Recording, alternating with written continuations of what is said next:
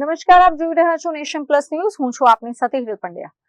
ગીર સોમનાથ જિલ્લાના વેરાવળ પંથકમાં આકાશી આફત ઉતરી હોય તેમ છેલ્લા 24 કલાકમાં રેકોર્ડ બ્રેક 17 ઇંચ જેટલો ધોધમાર વરસાદ ખાબક્યો છે. આ અતિભારે વરસાદના કારણે સમગ્ર વેરાવળ પંથક જળબંબાકાર થઈ ગયું છે અને જનજીવન સંપૂર્ણપણે અસ્તવ્યસ્ત બન્યું છે. આબ ફાટવા જેવી સ્થિતિ વચ્ચે વેરાવળનું સારસવા ગામ જાણે બેટમાં ફેરવાઈ ગયું છે. ચારે તરફ આવેલા ખેતરો અને મુખ્ય રસ્તાઓ પર દરિયા જેવા પાણી ફરી વળ્યા છે.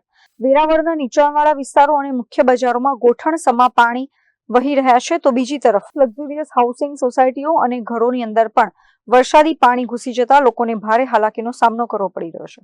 અમે હાઉસિંગમાં રહીએ છીએ અને અમારા એરિયામાં હર વખતે આવી રીતે પાણી ભરાય છે. અમારા નાના નાના છોકરા તમે જોઈ શકો છો, જે વરસાદના પાણીમાં અમારે ક્યાં મૂકવા જવા? હર ચોમાસે બસ મત લઈ જાય છે અને ભજીયા ખવડાવીને મત લઈ જાય છે. પછી અમારે આ પાણીની તકલીફ ભોગવવાની. અત્યારે તમારા ઘરમાં પાણી કરી ગયા છે? હા, અત્યારે અમારા ઘરમાં ફૂલ પાણી છે. છોકરાઓ આમાં બીમાર પડે છે. બસ ગટરો અત્યારે ગટર સાફ કરવા વાળા અત્યારે આવે ચોમાસામાં. કેટલી સમસ્યા અમે ઘર વખરી કઈ બગડી છે? હા, બગડે છે. ઘરમાં જો સેટી કબાટું બધું અમારું. વોર્ડ નંબર 9 એવું છે કે પ્રી મોન્સૂનના સમયમાં અહીંયા નગરપાલિકાના બધા કાર્યકરો એમ કહે છે કે અમે અહીંયા બધું કામગીરી કરશું.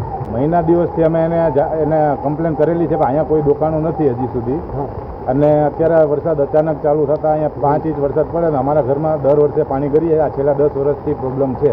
અહીંયા કોઈ અમને સુવિધા આપતા નથી ને કોઈ અહીંયા કોઈ કાર્યકર આવતા નથી જોવા માટે. પાલિકાવાળા કોઈ આવે છે? કોઈ નથી આવતા ને અત્યારે એના પરાણે બોલાવીએ છીએ તો એ લોકો અહીંયા કામ કરી શકે એવી પોઝિશન નથી કે આટલી, કેમ કે બધી બાજુ પાણી ભરાયેલા છે. ગટર તૂટી ગયેલી છે, ઢાંકણા બધા બંધ છે, કોઈ નિકાલ નથી પાણીનો. બીજી તરફ સૂત્રાપાડાના ઝાલા વડોદરા ગામે પણ ભારે વરસાદને પગલે પૂર જેવી સ્થિતિ સર્જાઈ છે. ખાસ કરીને ઝાલા વડોદરાથી પસાર થતા મોરાસા રોડ નજીકના વિસ્તારો પાણીમાં ગરકાવ થઈ ચૂક્યા છે.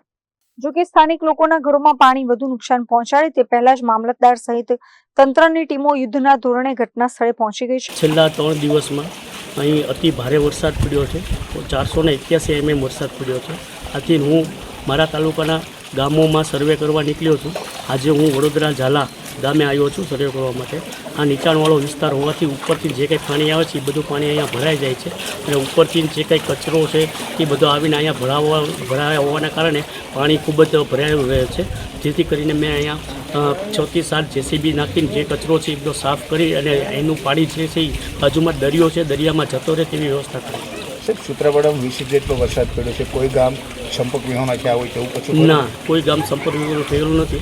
વાવડી વિસ્તારમાં એક પાળો તોડવામાં આવ્યો છે પાણી ભરાવાના કારણે અને પાણીનો નિકાલ થઈ ગયો. ખાસ કરીને સૂત્રાપાડા શહેરની હાલત કેવી છે? સૂત્રાપાડા શહેરમાં આટલું બધું છે નહીં. સૂત્રાપાડા શહેરમાં વરસાદ થોડો ઓછો છે ગ્રામ્ય વિસ્તાર કરતાં. ગ્રામ્ય વિસ્તારમાં વધારે. ખેડૂતોના ખેતરોમાં પાણી છે બધું, તેના નિકાલ માટે તેવું કહે છે કે કેનાલો છે તે સાફ નથી થઈ. કેનાલો બધી સાફ થઈ ગયેલી છે પણ વરસાદ સતત ચાલુ હોવાના કારણે પાણીનો નિકાલ થઈ શકતો નથી. જેવો વરસાદ રહી જશે એટલે એમાંથી પણ પાણીનો નિકાલ થઈ જશે. અને જે ખેતી વિસ્તાર નીચાણ વિસ્તારમાં આવેલા છે ત્યાં આપણે ખબર જ છે કે છેલ્લા કેટલાય વર્ષોથી પાણીનો નિકાલ થઈ શકતો નથી. આથી ત્યાં થોડુંક પાણી ભરાઈ રહેશે, બાકી બધામાં પાણીનો નિકાલ થઈ જશે. Mahesh Dodiya, nation plus news, Gir Somnath. સમાચારોના સતત અપડેટ મેળવવા માટે અમારી નેશન પ્લસ ન્યૂઝની યુટ્યુબ ચેનલને સબસ્ક્રાઇબ કરો, બેલ આઇકન દબાવો અને જોડાયેલા રહો ફેસબુક, ઇન્સ્ટાગ્રામ અને ટ્વિટર પર.